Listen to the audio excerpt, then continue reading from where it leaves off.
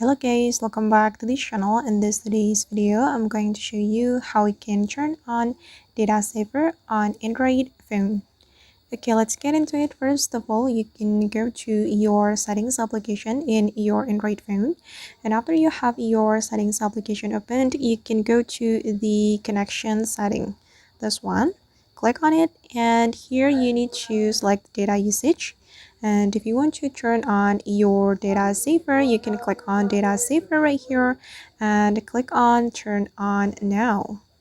Okay, and now the data saver has been turned on, and data saver helps cut down your data usage by preventing apps from using data in the background.